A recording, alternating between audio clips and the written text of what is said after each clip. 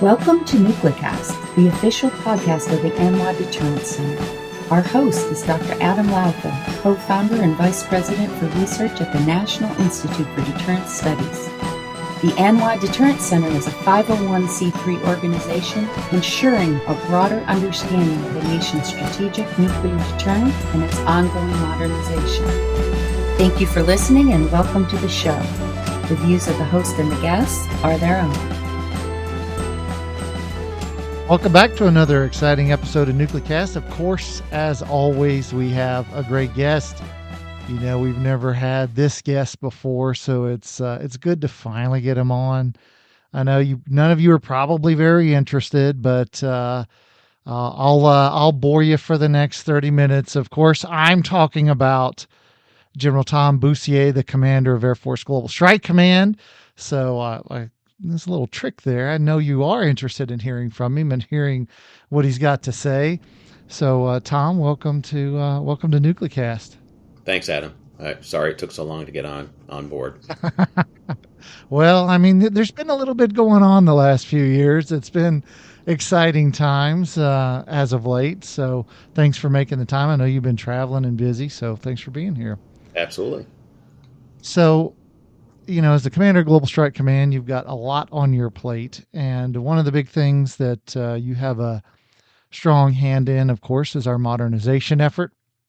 And so there's been a lot going on lately with the many modernization programs that are currently underway. It's the busiest time since the Cold War for modernization. You know, most of, like Kansas City plant here where I live, Kansas City National Security Campus, has more programs going on than they've ever had. And so for you've got a ton on your plate. Can you tell us about the modernization programs and where they are and sort of how you see them moving along?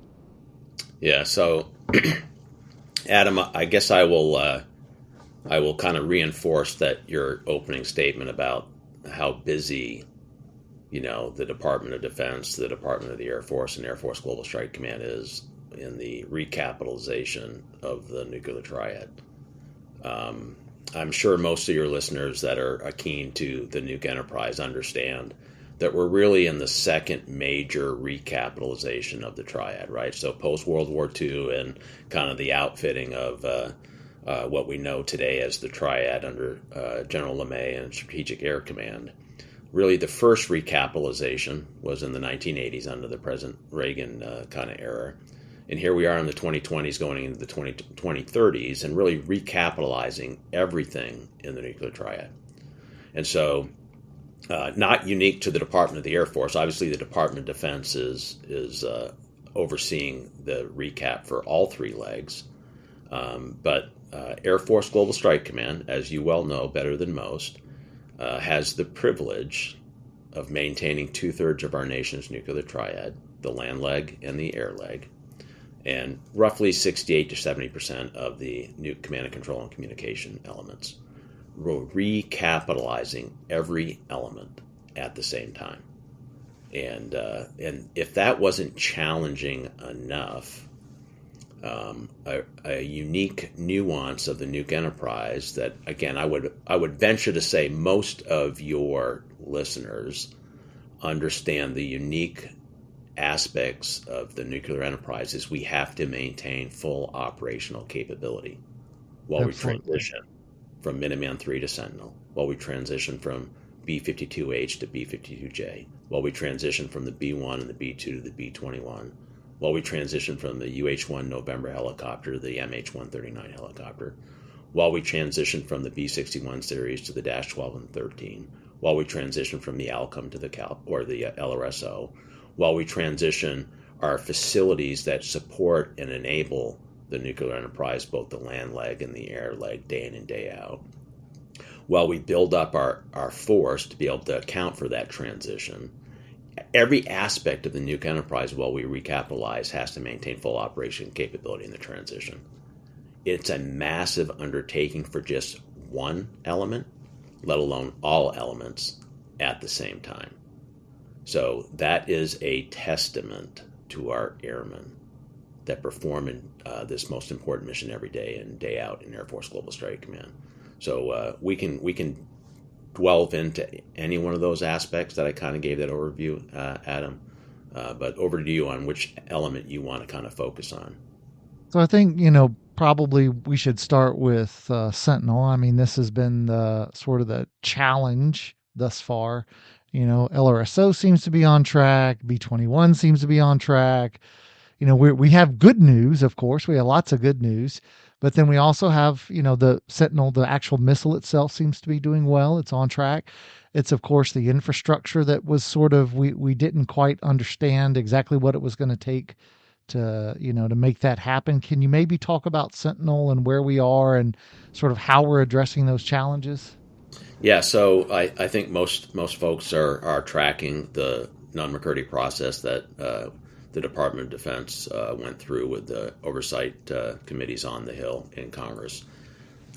So basically, January to July of last year, through that process, there are different segments or elements of the Sentinel weapon system.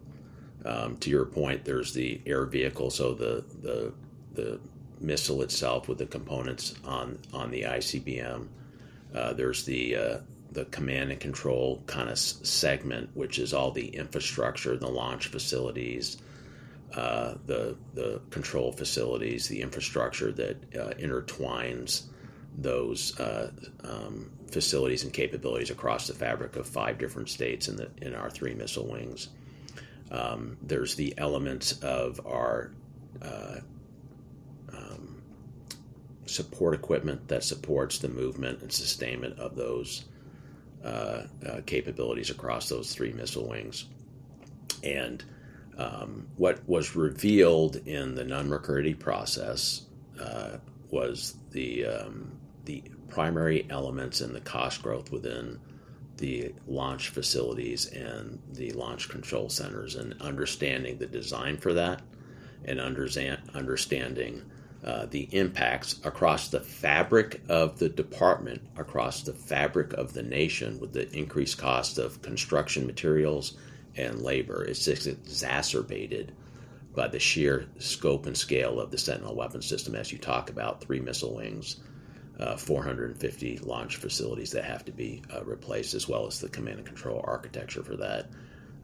We witnessed the increased cost growth across the fabric of different areas in the department and the nation, but it was just a significant impact to the Sentinel weapon system, specifically because of the cost of concrete, steel, labor as it relates to outfitting those. What non-McCurdy gave the department the opportunity to do is really do a restructuring of the Sentinel weapon system. And basically one of the major pieces of that was revealed in the restructure was the original requirement many years ago, over a decade ago. The department decided that it would be more cost effective and quicker to reuse the launch facility holes, when in reality the construction methodologies that are resonant in 2025 and on, and then the ability to not have to assess each one of the 450 launch facilities per se for strength, agility of that facility to maintain another multiple decades. So that really broke out the ability to do a bunch of things in the program at our 3 missile wings that we're seeing some increased opportunities for speed and cost saving. So we're really excited about that. The other thing from the Sentinel weapon system that has been maturing over the last year and a half or 2 years is a close partnership between the Nuke Weapons Center and their senior officer responsible for the Minuteman III to Sentinel weapon transition system, and then our senior officer and Major General Connor, who is kind of the operational lead for the command between Minuteman III and the Sentinel weapon system. So the partnership of the acquisition professionals, the operational experts, coupled with the engineering and acquisition team in AFMC, as well as the industry partners in the prime and the subs, is really starting to see some great benefit of that teaming and bringing everyone together under the new construct of the Post-McCurdy as the department looks forward to accelerating that capability, as well as coming up with new and innovative ideas of how to save time and money. So again, very encouraged so far. We're far from done on the department's approach to how to optimize and speed the fielding of Sentinel. One thing that we have kind of all settled on an agreement is the absolute national security imperative of fielding this capability for our nation. So that hasn't really been a debate as we've gone forward in this process. So just for clarification for our listeners, is it accurate to say that we are in fact going to require, to dig and build new silos, or is that, because there's been discussion in that, the last many folks have heard is that we can't reuse, that we will in fact have to build new silos. I think it'll be a hybrid, Adam. So a hybrid. Yeah, I don't think we haven't declared the final solution yet. From an operational command perspective, I've looked at 2 of the 3 missile wings and looked at the proposed, both the acquisition professionals as well as the operational professionals' recommendation on how to optimize the current or potential future launch facility footprint for the command. We have 1 more wing to analyze, and we're anticipating that'll be done by the end of the calendar year. And then we have to present that to the Secretary and OSD's leadership before it gets finally approved. But we have very encouraged with the team's progress, very encouraged with their aggressive kind of work to get this right. So I think what you're probably going to see in the end is a combination of some holes will be able to be reused, some will be new, some will be preponderance will be on the footprint we already have, and then there's other opportunities within the federal or non-federal footprints that we'll pursue with our local, state, and federal partners. And then some folks have said, hey, this is a great opportunity to go mobile. Has there been any discussion at all of having any component that is mobile? So that, Adam, that is always a question that's come up. It's actually a requirement to review in the whether it was 10 years ago or a year ago. There's a Department of Defense requirement to look at alternatives, and so the decision has been made. It's been reviewed, and the decision has been made to go with a fixed force with a laydown similar to what we have right now with our fixed launch facilities. The decision of whether or not that, as you well know, and I'm positive your listeners know, this business in our Air Force, this business in our Department of Defense is mandated by the President.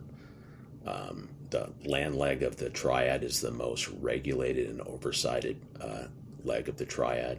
I have a binder on my desk with 11 years of statute codified in law that regulates the land leg of the Triad. The decision to have a Triad, by my math, we're on the 13th straight administration, political party agnostic, that has studied and directed our nation to have a Triad for our national security needs, as well as those of our allies and partners, that we have a formal and informal agreement to provide extended deterrence umbrella to. I can tell you at least twice in the last 10 years, if not more, at least to my knowledge, at least twice, the department's reviewed and done an analysis of the various different modalities of providing the land leg, and the decisions have been made to do what we're doing now.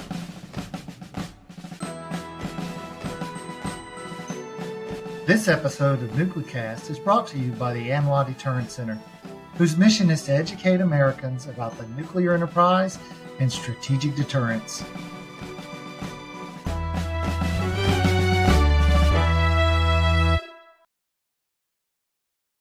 So how about let's shift a little bit and start talking B-21.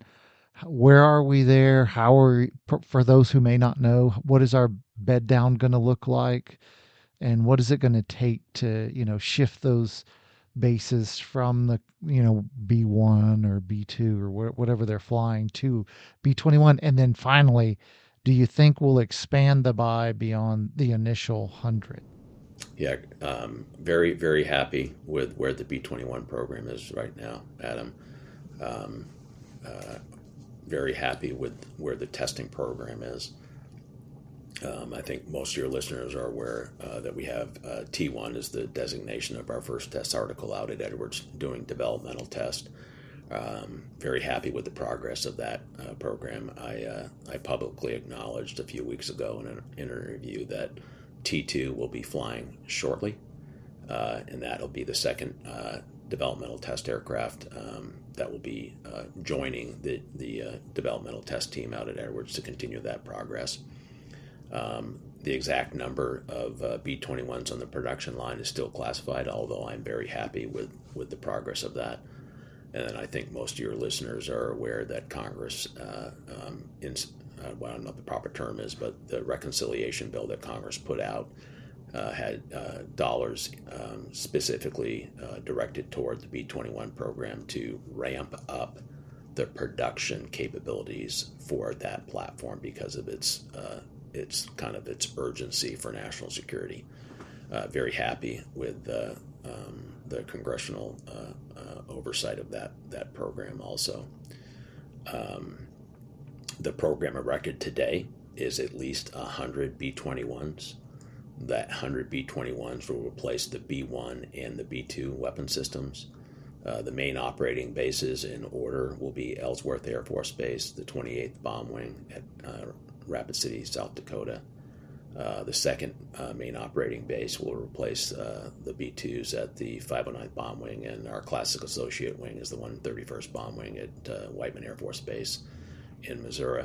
And then the third bed down will be to replace the B-1s down at Dias at Abilene, Texas, in the 7th Bomb Wing. That's kind of the flow.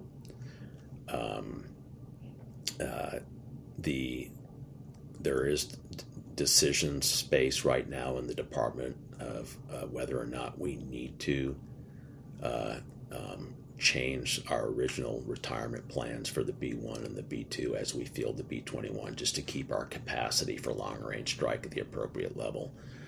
We've made proposals to the department that has not been decided, but the flow will remain the same between South Dakota, Missouri, and Texas on the flow of the B-21s. There's great concern on the Hill. There's great concern in the Department of Defense. There's great concern in the Department of the Air Force. There's great concern in Air Force Global Strike Command, is what is the capacity in the department for conventional long-range strike? That's a reasonable question that several folks have asked. I believe the department will make a determination of what the right number of B-21 is. Is it 100? Prior chiefs of staffs of the Air Force have articulated the right numbers 145. I know General Cotton and other combatant commands in this past congressional cycle went on record saying they are advocating for 145 versus 100. Here's what I'm confident in is that the department will make the right decision for what the nation needs. As a reminder, it's a nuanced fact I'd like to tell listeners at every opportunity is Air Force Global Strike Command is the only force in the free world. It's the only command in the Department of Defense that has bombers and ICBMs. None of our allies and partners have bombers and ICBMs. We provide that capability and capacity, either, like I said, either through treaty or informal security agreements to provide capability and capacity either for strategic deterrence umbrella or conventional long-range strike. We are in demand greater now than I've seen in the last 20 plus years for conventional long-range strike. So very happy with where the B-21 program is going, and I think the department will make the right decision on what the right number of conventional and dual-docked B-21s the nation needs. So oftentimes we don't really talk much about LRSO, but sort of LRSO is such a critical capability. Can you maybe tell us where we are there as well, and sort of what what we're looking at in terms of how many we'll bring to bear and when those will be fielded to replace the Alcom?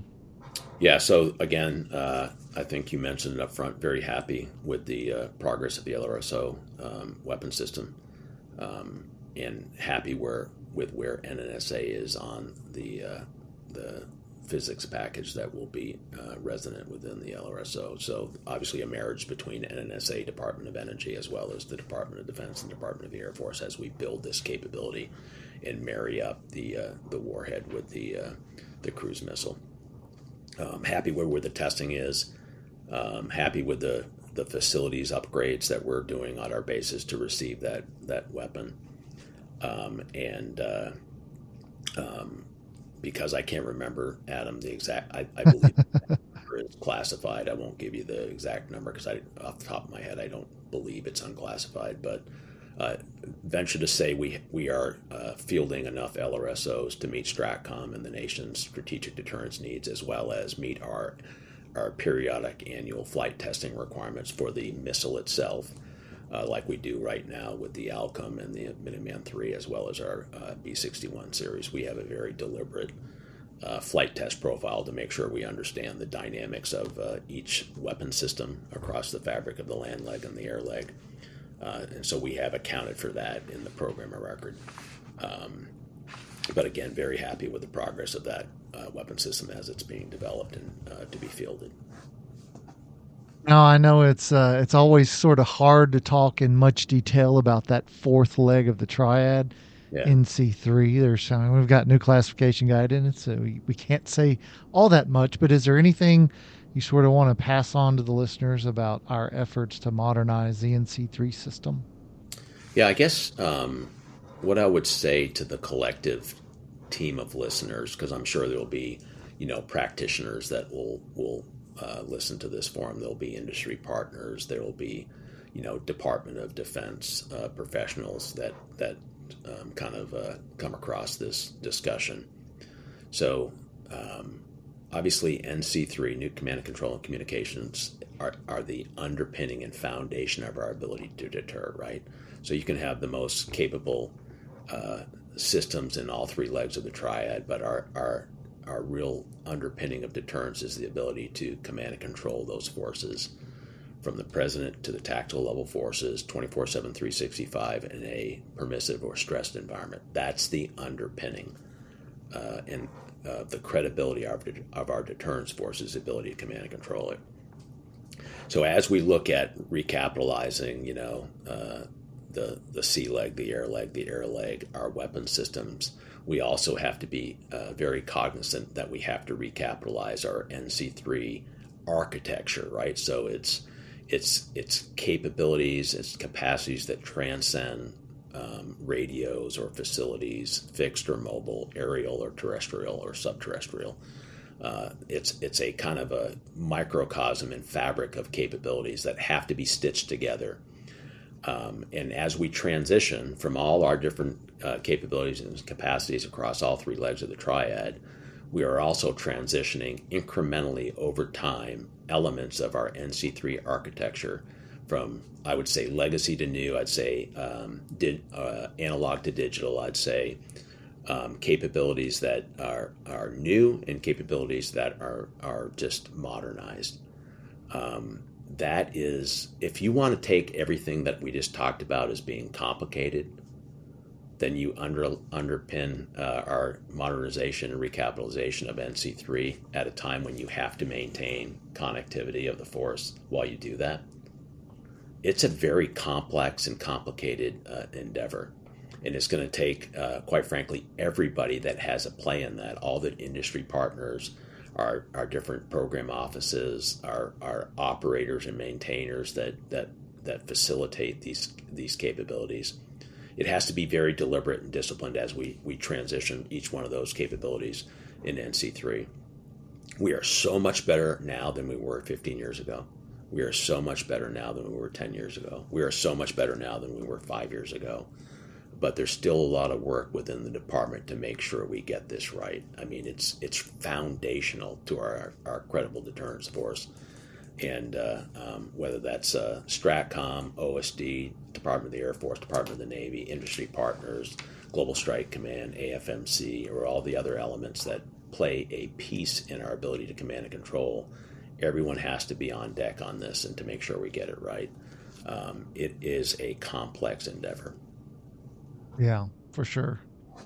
Now, before we invite Bob the Genie onto the show, I wanted to ask if you could maybe give us a little insight into the recent operation in Iran. I know our listeners are excited about that. Here's what I'll tell you, Adam. We're gonna, tell that story publicly to the extent we can here shortly. We have a very deliberate game plan to be able to tell that story. But let me tell you a couple things about Operation Midnight Hammer. It was executed flawlessly. Our airmen made it look easy. You and I know it wasn't. But across the fabric of Air Force Global Strike Command, the 509th Bomb Wing, the 131st Bomb Wing, our partners in AFCENT, our partners in STRATCOM, our partners in the department writ large, that had a play in making this successful. If you take the scope and scale of that operation and you back it up, not unlike most military operations, our airmen train and plan constantly for being able to execute when tasked. As most of people understand that we've looked at problem sets across the fabric of the globe consistently, but the manner in which our airmen generated and then executed when directed is eye-watering and inspiring. And I will tell you, if there's one person that's more proud of what our airmen did in that operation, I'd love to meet him.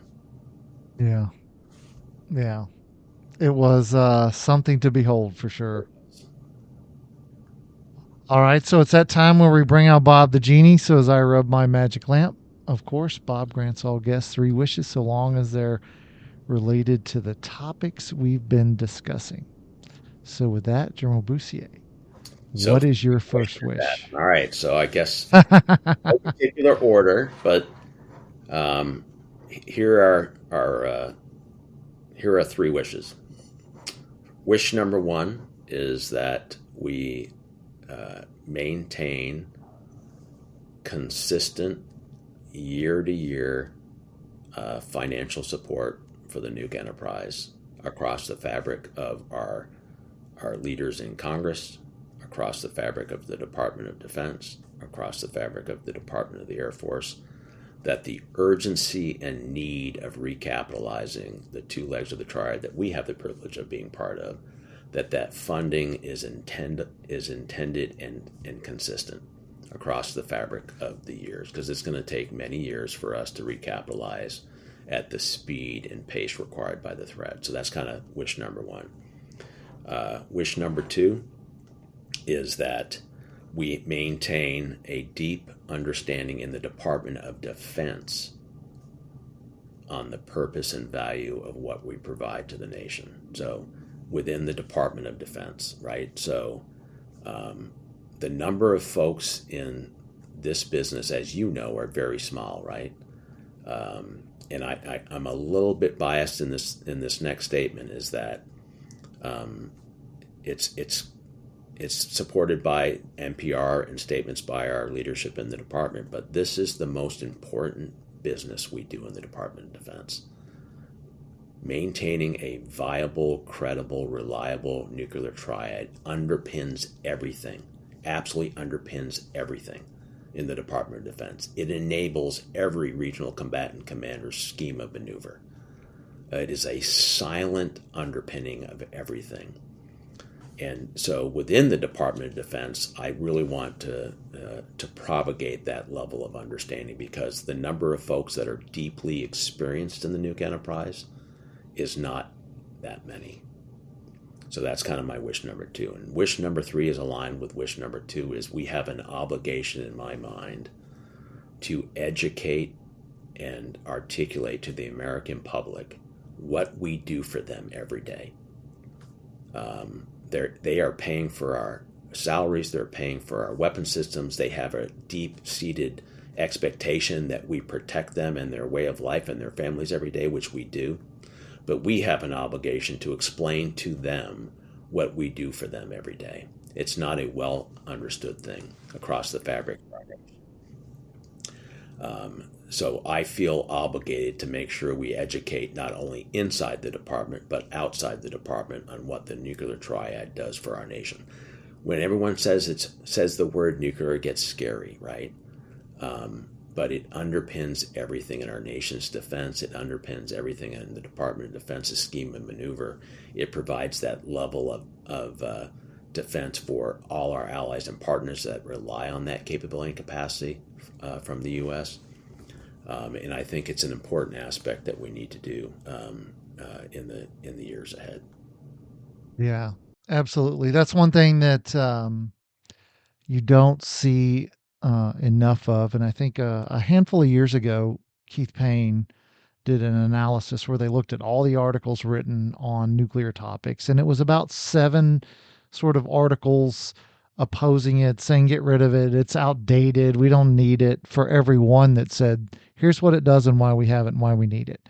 And I think that's stayed fairly similar over time. And so we have a tendency, and then sort of the understanding of how we actually do things and why is really quite poor. It's poor among the quote unquote expert community, and it's poor, among the broader populace. So that sort of need to get out there and say, hey, here's what we do. Here's how we protect you. I couldn't agree with you more. It's critical. So as we sort of wrap up the show, is there kind of any sort of elevator speech that you would have for our listeners that you want them to remember 6 months or a year from now as they think on sort of broader nuclear issues? What do you want them to take away and remember? So what I would ask the listeners to remember is, as we have a discussion on budgets, as we have a discussion on the need for X, Y, or Z in our nation, while we debate many things in our personal life or professional life or in the national sphere, don't ever forget that we have airmen in Air Force Global Strike Command standing the watch, defending our way of life like they have for many, many decades. So thank an airman, thank their families, and thank the Department of Defense for providing that blanket of security like we do every day in, day out. It's a silent force that doesn't really get a whole lot of recognition sometimes, but they're there every day like they have been for decades, providing that blanket of security for our nation, our closest allies and partners. Thank an airman. All right. With that, General Tom Bussiere, Commander of Air Force Global Strike Command, thanks for joining us on this episode of NucleCast. Absolutely, Adam. My pleasure. And thanks to you, the listeners, and we'll see you next time. Well, great discussion. It's always good to talk to General Bussiere. He's kind of a funny guy, and always good to chat with. Hopefully his update on the modernization programs was informative. There's a lot going on, and we're having to really ramp up for all of the things we're doing.